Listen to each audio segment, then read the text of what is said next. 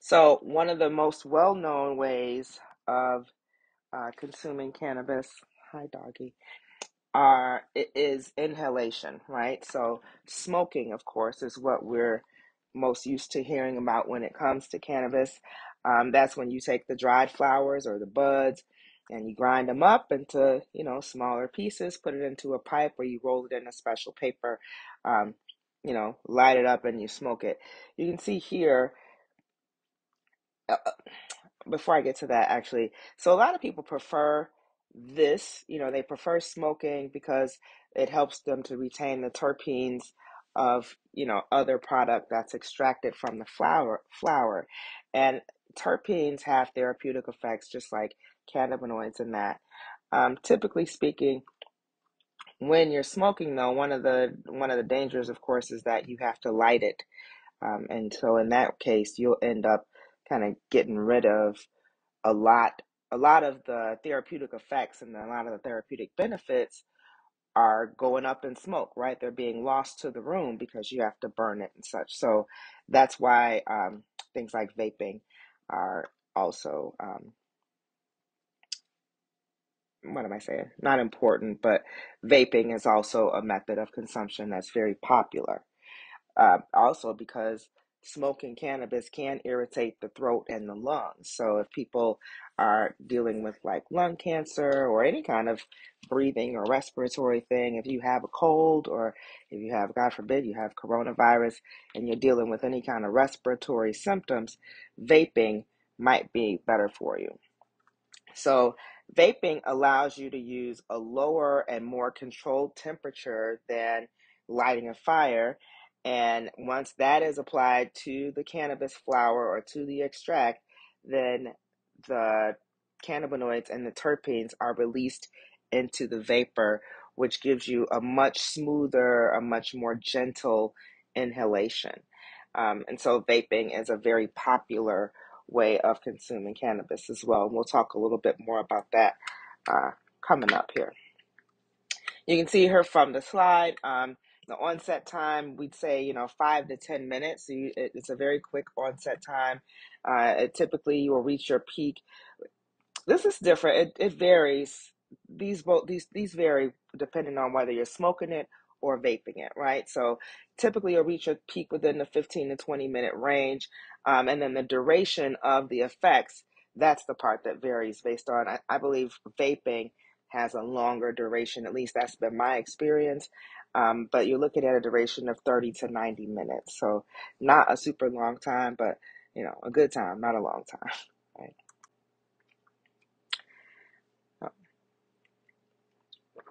Now, when we talk about rolled cannabis cigarettes, even though we know they're not actually cigarettes, um, there's several terms for that. You might use a joint or a cone or a blunt.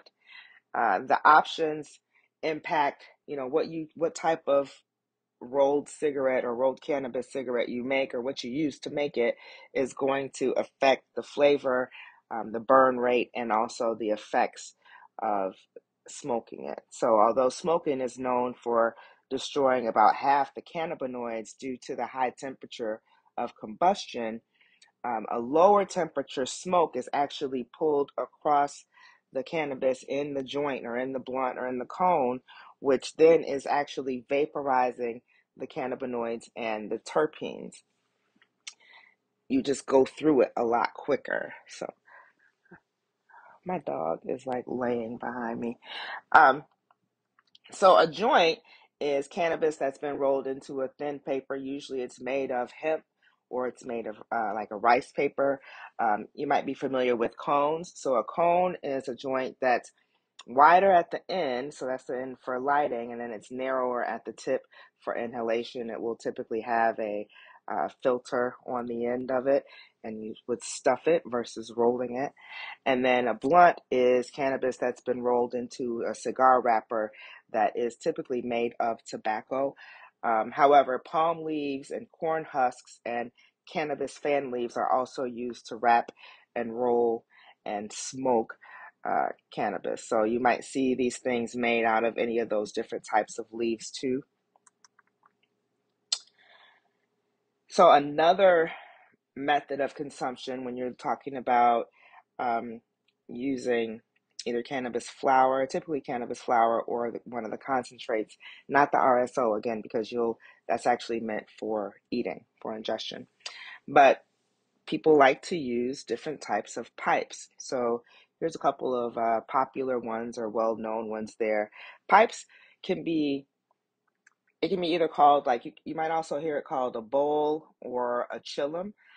Some pipes have a small hole on the side of the bowl, and they call that it's called a carb, right, which is short for carburetor, and that's a little hole that you would cover so that you can burn and smoke the cannabis, and then you uncover it to let the clean air um, into the chamber of the pipe. So one of the ones that is, where most people are familiar with is a bat or a one hitter, also called a glassy, right? This is a straight tube. It's about the size of a cigarette. They tend to look like cigarettes sometimes, and it's like a metal tube. It has a chamber on one end, so you like stuff a little bit of cannabis in there. That's why it's called a one hitter, because you can only really get one hit off of it.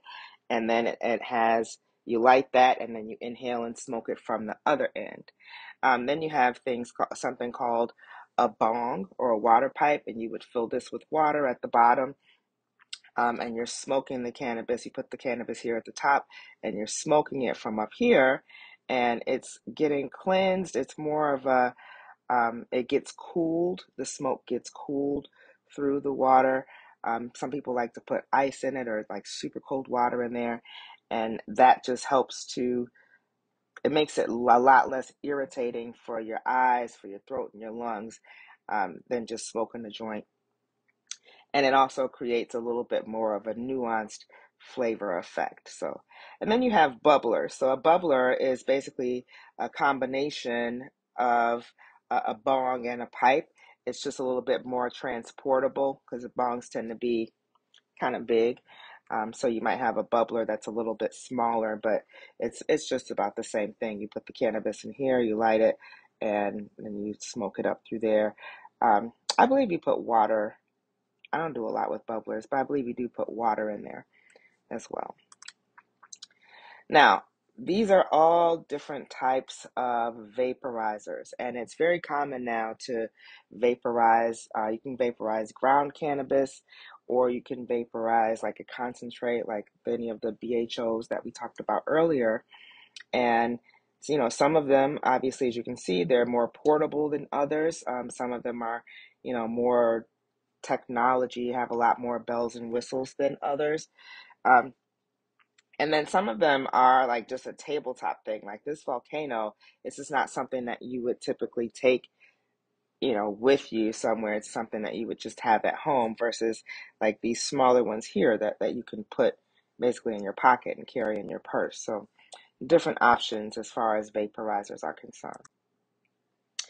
Something that's very popular right now is vape cartridges. So, vape cartridges and disposable vape pens have really kind of revolutionized the concept of convenient and discreet cannabis inhalation, right? And it does tend to be, depending on the quality of the cartridge, right?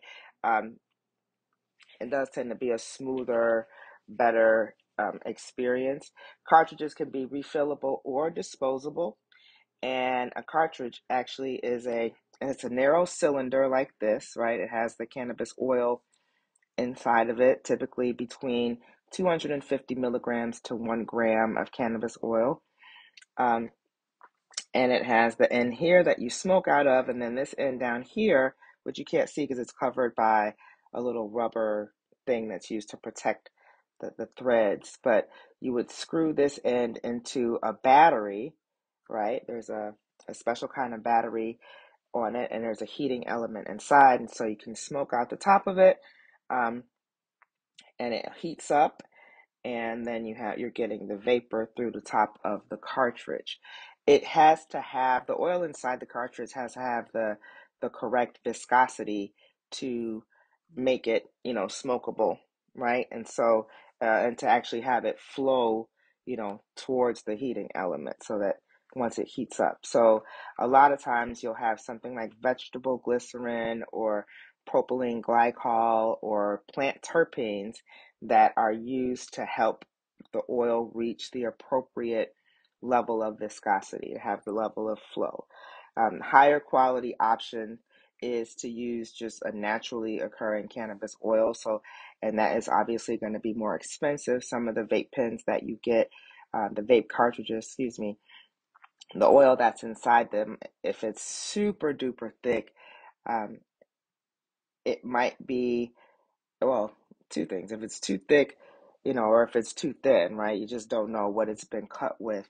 So it's better to get one that is, um, terpene based, right? Or that has a natural carrier oil in it versus something else. And sometimes people that make their own cartridges or some of the cartridges that you get out on the street, you just really don't know what it's being cut with.